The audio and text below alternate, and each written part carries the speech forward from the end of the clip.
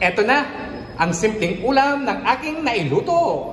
Simpleng ulam, pero di bale, gulay naman ito. Paano ko ba ito niluto? Panoorin mo ang buong video. Samahan po ninyo akong magluto nito. Sisimplihan ko lang ang pagluto ko nito para kagad tayong matapos at makakain. Nakalimutan kong bumili ng pangsahog ko dito. Plano ko ay chicken breast ang gusto kong pangsahog, kaso nakalimutan kong bumili. Buti na lang, meron akong isang option na gagamitin ng pangsahog ko para dito. 16 reals ang 3 piraso. Imumultiply mo lang yon ng 1550 sa pera natin ngayon sa Pilipinas. Yun ang halaga nitong 3 sayote. Mga ingredients na gagamitin natin sa pagluluto nitong ulam.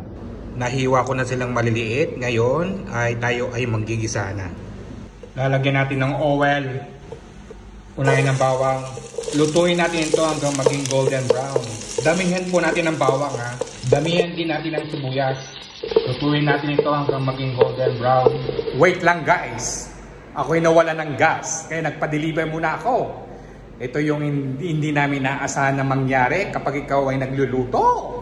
Ayan na, dumating na. We're back. Ayan. Kakakabit lang yung gas na aking in-order. Hindi na yummy ito kapag nabitin sa pagluluto. Pag na-interrupt siya. Lutuin natin itong sibuyas hanggang maging golden brown. Takpan natin ito para maluto ang sibuyas. Pagkatapos, ilagay na natin itong kamatis. Lutuin natin itong kamatis hanggang magmamantika ito.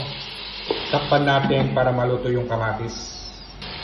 Dunutin natin ng ganon yung kamatis para lumabas yung tunay na lasa nito. Ang ganda ng pagkagisayan niya, oh, kahit nabitin. Ilagay na ang chicken luncheon meat. Lutuin ang luncheon meat sa ginisan. Wala po akong paminta. Nakalimutan kong bumili. Kayo na pong bahala maglagay ng inyong paminta kapag po kayo ay nagluto ng ganito. Takpan natin siya. Lutuin ng kahit konting minuto lang. Lagyan natin to ng konting asin. Maalat na rin kasi yung luncheon meat.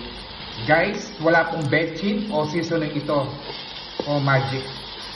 Lagyan natin ito ng konting sabaw. Lagyan natin ito ng garlic oyster sauce. Konti lang. Magsisilbing pampalasa dito. Konti sabaw ulit. Okay na ang kanyang lasa. Tamang-tama ang alat niya. This time, ilagay na natin tong sayote. Medyo matagal pa lambutin to guys ha. Baka abutin to ng 3 to 4, 5 minutes. Atin itong takpan. Nakakagutom na ang amoy pero konting lambot pa. Takpan natin ito. Mga 1 minuto na lang. Luto na ang ating ulam at ready na po itong i-serve. Yummy! Kitams, napakadali lang lutuin, di ba? Nagluto po ako ng ginisang sayote na may oyster sauce. At linagyan ko po siya ng luncheon meat. Ang konting kanin at ang banana. Ito po ang aking simpleng ulam for today. Tara, kain po tayo at ako'y nagugutom na.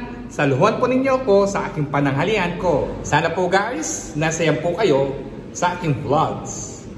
Thank you for watching. Like and share, follow me more, and see ya. Ingat po kayo parate at enjoy.